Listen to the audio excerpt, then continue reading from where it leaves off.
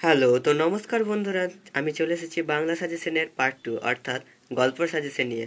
তো আজ এই ভিডিওটা হতে চলেছে বাংলা সাজেশনের পার্ট 2 অর্থাৎ যদি 1টা না দেখে থেকেছেন তাহলে গিয়ে সেই ভিডিওটাও দেখে নিতে পারেন।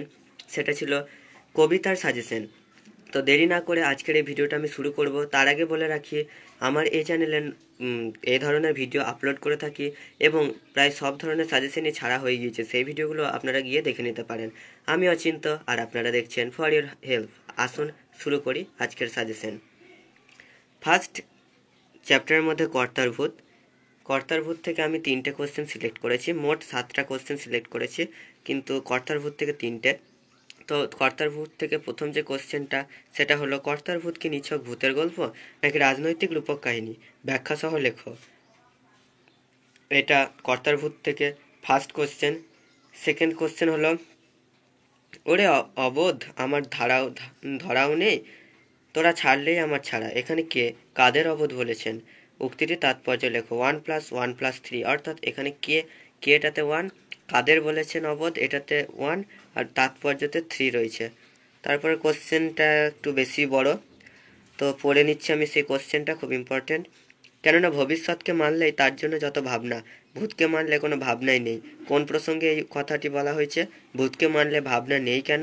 উদ্ধৃতিটির তাৎপর্য লেখো। 1+1+3 এই কোশ্চেনটা বড় হতে পারে কিন্তু খুবই সহজ, আপনার সহায়িকাতেই পেয়ে যাবেন এই কোশ্চেনের উত্তরটা। তারপর চলে আসছি তেলেনাপোতা আবিষ্কার থেকে।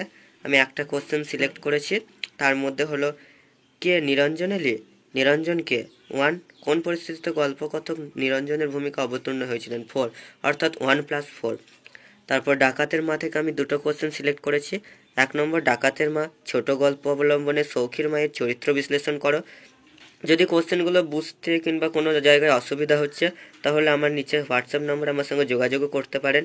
এছাড়া সাবস্ক্রাইব করে রাখবেন এবং বেল আইকনটা প্রেস করে রাখবেন এরকম ভিডিও সবার আগে নোটিফিকেশন পাওয়ার জন্য। তারপর সেকেন্ড হলো, ডাকাতের মা গল্পের নামকরণের সার্থকতা বিচার করো। তাছাড়া আমি সেদিন কবিতার সাজেশন দেওয়ার সময় শিক্ষার সার্কাসটা পুট করতে ভুলে গিয়েছিলাম, যদিও আজকে সেটা পুট করে দিয়েছি। এবং সবথেকে ইম্পর্টেন্ট কোশ্চেন লাস্টে আমি সাধারণত দিয়ে থাকি, আর এটাই হলো শেষ কোশ্চেনটা, শিক্ষার সার্কাস কবিতার নামকরণের সার্থকতা আলোচনা করো। খুবই ইম্পর্টেন্ট একটি কোশ্চেন। তো ভিডিওটা যদি ভালো লেগে থাকে তো লাইক করবেন এবং ক্লাস 11-এর বন্ধুদের সঙ্গে শেয়ার করতে ভুলবেন না। এছাড়া যদি কোনো অসুবিধা থাকে তো কমেন্ট করবেন, এবং ভিডিওটা দেখার জন্য ধন্যবাদ। Thanks for watching.